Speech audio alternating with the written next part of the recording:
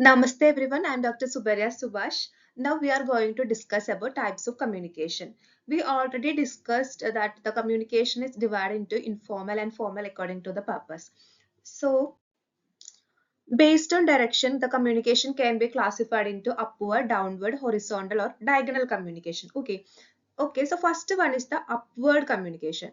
The flow of information from subordinates to superior. For example, reports, feedback, or complaints can be the upward communication. So, what is downward communication? The flow of information from superior to the subordinate. It will be downward communication, like instructions, policies, or orders will be downward communication. Okay, so this upward communication and the downward communication can be the vertical communication. Okay, I think it's clear now. The vertical communication can be upward or downward. And next one is about the horizontal communication. Okay, the horizontal communication is between individuals or group at the same levels in the organization. It's on the same levels. Okay, so the team meetings, discussion among peers will be the horizontal communication.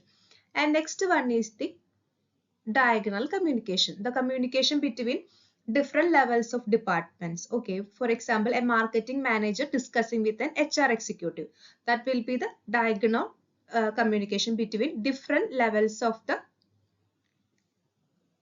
between different levels. Okay, that is the diagonal communication. So horizontal communication is the between individuals or group at the same level. Okay, so at the same level it will be horizontal communication, and between different level it will be diagonal communication. This horizontal communication can be also called as the lateral communication, and the downward and upward can be the vertical communication. I think it's clear now. And burst down mode, it can be classified into verbal communication or the non-verbal communication. So verbal communication, as name indicate, through verbally, vocally, or through written words. That you have to remember. Written words also included under the verbal communication, and transfer the information through speaking or sign language. So the sign language also comes under the verbal communication. Okay, so this verbal communication can be oral communication like public speech, news reading, television, radio, mobile conversation. And written communication is also coming under the verbal communication that you have to remember during exams while doing MCQs. Okay, so handwritten or typed newspapers, books or magazines, emails or the letters, everything will be comes under the written communication. So it's a verbal communication. And next one is the non-verbal communication. It's the direct one, right? So the facial expression, gestures, or body languages. So all those comes under this non-verbal communication. And other classifications are like intercultural communication. As the name indicates, it's between different cultures. Okay, there are some barriers to the intercultural communication. First one is the anxiety. So what is our anxiety? It just refers to the nervousness or fear in individual. They feel when communicating with the people from different cultures because of uncertainty or a lack of familiarity. And second one is the assuming similarity instead of differences. Okay, so here it occurs when individuals assume that others from different cultures will think, behave, and react the same way they do.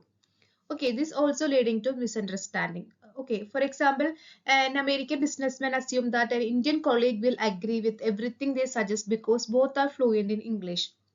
So they are overlooking potential cultural difference in work approach or decision making. Okay, and next one is the ethnocentrism. Ethnocentrism is the belief that one's own culture is superior to other. So it involves viewing other cultures through the lens of one's own cultural norms and values. So it's a belief that one's own culture is superior to other. Okay, this is also leading to cultural conflict, disrespect, and all. And next one is the prejudice and the stereotyping. Here what happened that, for example, a foreigner may assume that all Indian food is spicy and avoid eating it without realizing that Indian food is incredibly diverse. And many regions serve food that is mild or bland. Okay, so example, South Indian food can be very different from the Punjab. So this bias is leading to misunderstanding. and lack of empathy. Okay, next one is the misinterpretation of nonverbal cues. Here, such as body language or facial expressions and gestures can vary significantly across the culture, right? So, misinterpreting their nonverbal cues can cause confusion and offenses. For example, in some cultures, direct eye contact is seen as a respectful, while in others it can be considered as rude. So similarly, a thumbs up gesture may be positive in some culture but offensive in others.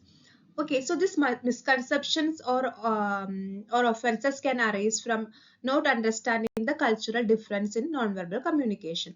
So this is the intercultural communication barriers. Next one is the group communication. So group communication is refers to how people interact and exchange information within a group. Okay, so it can be categorized into primary and secondary group. Okay, so the primary group are those with which individuals have close or personal and long-lasting relationship. Okay, for example, what we can say, it is with the family or close friendship or with the spouse. Okay, so this communication within this group is often informal, based on emotional connections and focus on building trust and understanding.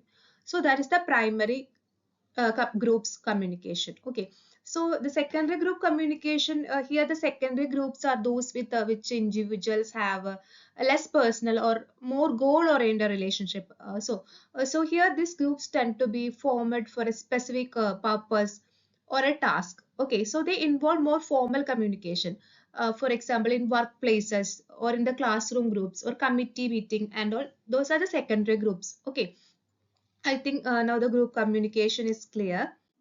And now let's discuss some other classifications such as interpersonal or dyadic communication, intrapersonal and mass media or mass mediated communication. Okay, so interpersonal communication means between two individuals. Okay, so it is between.